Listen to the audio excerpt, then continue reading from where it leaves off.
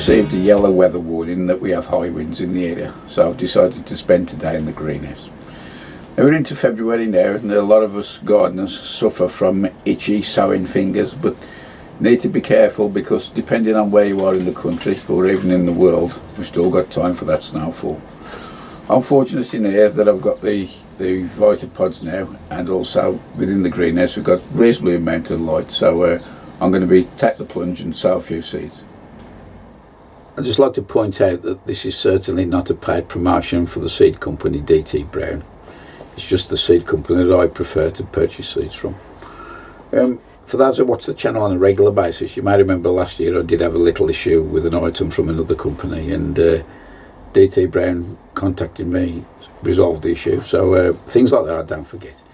Also, the quality of the seed, I've never had any issues germination wise, and I tend to grow what I call the common varieties of vegetables like cauliflowers and cabbages. I'll grow Clapton and maybe Hispy or some golden acre, things like that. Well, they stock most of them in their catalogue, so it makes sense just to do a shopping list and actually purchase them in one go. Then you're only paying one package and postage. Also, for the savvy gardeners out there, if you visit Malvern Autumn Show, they have a huge stand there and all their products are £1 each, so it's well worth creating a shopping list before you go and getting it while you're there and having yourself a bargain. I've just read on the internet somewhere that they will be appearing at the Malvern Spring Show for the first time this year, so there's another chance to grab a few light seeds for this season if you need to. Anyway, let's crack on with the sowing. I've got my collection of seeds here and I'm going to have a little sort out. So I've got quite a vast choice here in the seeds, and I'll be sorting them out in month by month sowings. So I'll probably be doing brassicas and that to start with, maybe a few spring onions as well. Right, I've sorted my seeds out for February sowings. I'm in four piles. I'll just run through them with you. I'll put a little graphic up the side here just in case you're not familiar with any, but most of them are the common varieties which I tend to grow anyway. But let's just put my glasses on so I can read the seed packet. Starting off with beetroot, and that variety is called Baltardy. Now Baltardy, I've grown it for years and years. Good flavour, nice deep red colour, and always gives a good return. Now its seed produces more than one plant, so the way I start them off, I use a 24 cell tray with 6x4, and I pop 2 seeds in each one. These are allowed to germinate, and once they're up I plant the whole lot out as is, and once I can see the fruits round about golf ball size, I'll pick every other one. This size them great on salads and that, but let the others develop and you can get like tennis ball size and maybe a bit bigger. I don't like to take them too big because sometimes they can go a bit woody, but leave the every other one in and let them develop into the full size crop, and then you can get another crop in later on in the year. So that's the beetroot Baltardy. Right, have a look at a few brassicas. To say one thing with the brassicas, I tend to grow them in an 84 cell tray. I have one row for each different variety, and then I put one seed in each cell and let them germinate like that. Once they germinate, they'll get potted on, and eventually they end up in a 3-inch pot. These, as they grow, will be put out eventually into the cold frame about 2 weeks before I want to plant them out, and this hardens them off ready. So the first one we're looking at is the one, my old favourite, cauliflower called Clapton. Now it's resistant to club root. It's a late summer cropper and quite dense with nice curds. The thing I like about this one, it's got long leaves so you can fold them over and keep the curds nice and white. Now, I've grown this now for 5 or 6 years, but I find you need to harvest this fairly quickly once it comes into what's its shape, because the curds go purple and I find it can blow quickly, and also be on your guard with that one. The next variety I'll be growing is a new one for me, and it's called Sapporo F1. It looks very similar to the Clapton in that it's got large curds and leaves and that, and it also states it's club root resistant, so I'll be interested in comparing the two, see how they perform if we do get club resistance on site. The next one is called Greyhound, or as Dave Taylor calls it, Dog, because he can't spell Greyhound. Again, this is a summer cabbage. It's got like a pointy head, nice flavour and that.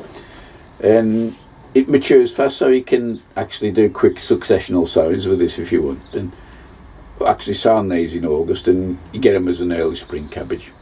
So these harvest from, say, July onwards. Next one I've got is another favourite, Golden Acre. And this one is my favourite summer cabbage. It's got a lovely tight head on it and all. You can use it, you can cook it, or it's nice grated up and used raw in salads and all.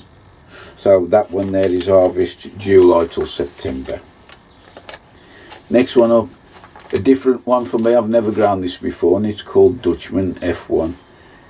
This is a pointed sweetheart variety, and supposed to be good for steaming and again raw in salads. So I'll be interested to see how that goes, and the harvest on that one is July to September. Moving on to the Calabrese now. The favourite of mine is the Ironman, but saying that, last year I had a disaster. The whole lot went to seed really quickly, and I can only put that down to the weird weather we have, but usually it is reliable cropper. I've grown it probably 4 or 5 years.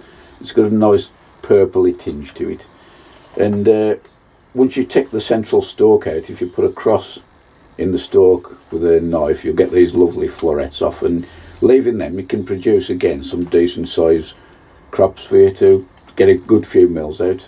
So that's Calabrese. You can get a second sowing if you get in early, so they harvest just before the frosts come. So harvest again from August to November. That's Ironman Calabrese. The next one we got is Brussels sprouts. Again, this one's another one I like. I had a good cropper from last year. It's called Crispus. Now this is say allegedly, I've never had clubroot with it. It's a clubroot resistant variety, and before that I used to grow a couple of varieties called Trafalgar and Montgomery, I think was the other one, but the Crispus has produced well for me, so again I'm going to be sticking with that. The other thing with this and all, it can withstand strong winds, although I do tend to stake mine against once I'm up about 30 centimetres I'll get some string round them, because if the roots do get disturbed, it can cause the flowers to blow. So nice dark sprouts, and they ain't too big and all. Golf ball is more than enough. So harvest August to November. So I think that's covered about all the November sowing for the brassicas. Just looking through the tomato varieties I'm going to be growing. I've got 5 varieties here. As usual for outside, I'll be growing my favourite Crimson Crush. The first one I got on here is a variety called Tumbler F1. First time I've grown this. Normally, these are for the hanging baskets, by the way. Normally I grow one called Tumbling Tom, but last year I had 2 baskets with, I think it was 6 plants. Didn't do any good at all. I got fruit off them, but it was nothing special. I mean, about 4 or 5 years ago I grew this Tumbling Tom in the greenhouse on the allotment, and it was touching each side of the greenhouse. What was hanging up, it was difficult to get it out, but last year the crop was terrible. And a few of you left comments on that video that I put up and recommended this variety called Tumbler, so I'll be interested to see how that goes. The next one I'm growing, another new one for me, and this one's called Super Mama, and this one is a large Roma type, and the fruits are quite big on this. You can produce up to ½ kilo each fruit, so I'll be interested to try that. It hasn't got many seeds in, I don't think, and it's also resistant to blossom end rot, which can be a problem with tomatoes, as you know, in greenhouses. And it can be grown indoors or outdoors, as long as you pinch out the side shoots and growing tips once it's got about 5 trusses on it. So that one there, and the harvest is July to October again. One of my favourite little cherry tomatoes in the greenhouse that I've got down is the Sweet Million. I used to grow Super Sweet 100s, but somebody gave me a plant on the allotment with this Sweet Million, and the flavour, whoa, it's easy to strip the plant, they're addictive. But the one thing I like about it, the trusses are huge. It looks like a bunch of grapes hanging down. And I grew that last year, got a great crop of it. so it's made the first team this year. Again, it's June to October harvest on there. Back to my favourite Crimson Crush. I think I've said everything I can say about this plant. It's does well outside and indoors. You may remember last year I did the trial with the 3 varieties, Crimson Crush, Mountain Magic and Furline. It was a close run between the Mountain Magic and Crimson Crush, but Crimson Crush gets it on flavour for me, although the Mountain Magic did produce, you know, a reasonably sized crop comparable with the Crimson Crush, but just about edges it for me, so I'll be growing that again this year. And another one, a new one to me, is one called Cocktail Crush. I've seen this out a couple of times before, but I decided to give this a go again.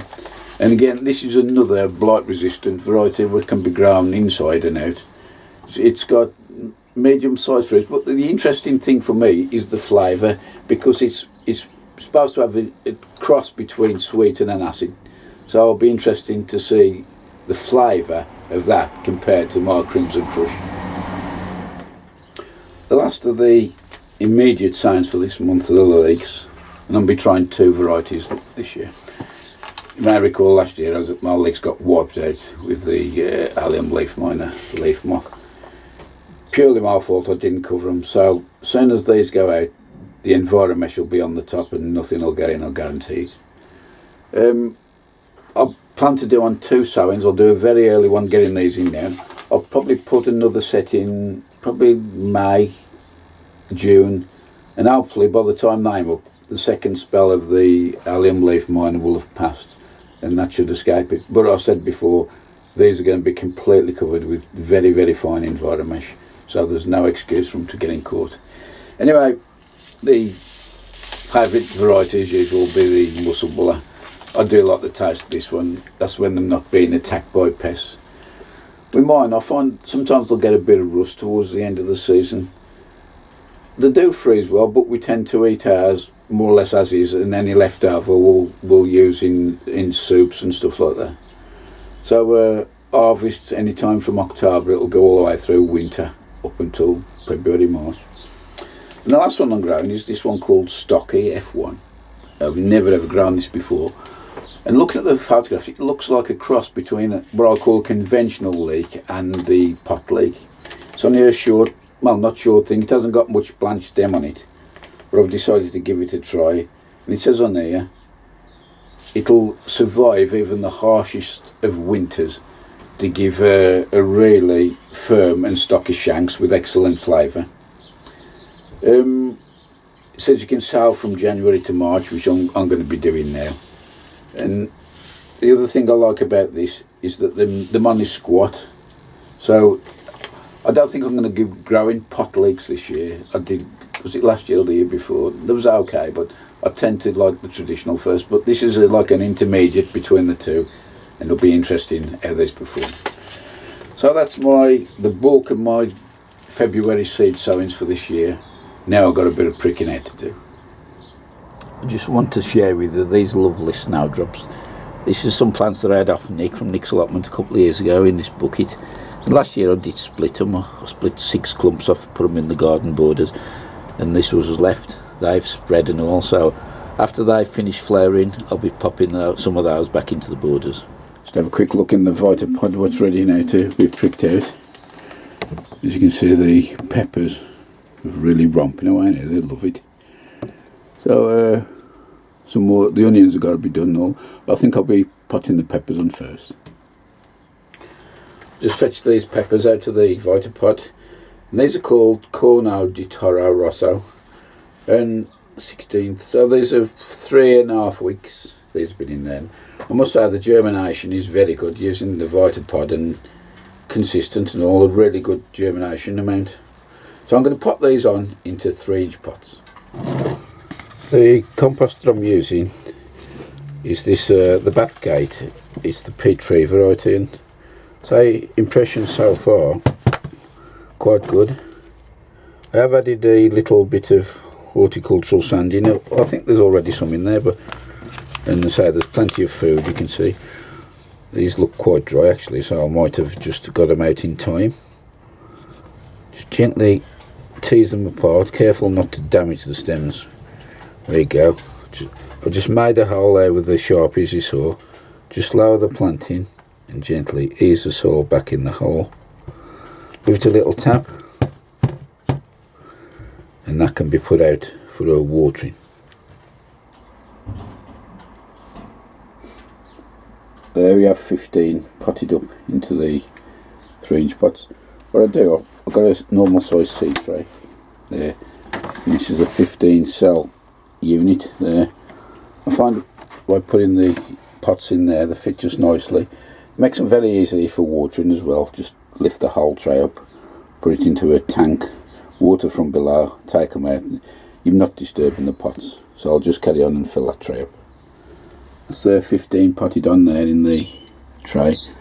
I do need to add the identification numbers to the pots, and I'll be doing that before I put them in the propagator. I do have an issue with throwing seedlings away. I find it very difficult. I just found this little tray here with the 12 cell tray, and I've got 12 left. So I've popped them in there, and I'll probably find them a willing home on a few of the other plot holders.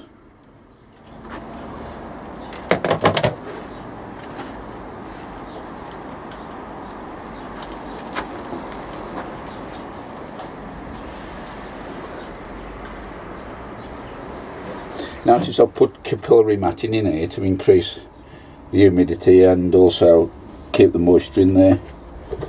So that the propagator now is set at 15 degrees, and I'll just let them tick over. You may have noticed I've reduced the height of the double Vitopod down to 1 layer. That's purely to reduce the amount of volume of space that it's got to heat. So as and when required, the plants get taller, I'll put the other layer on.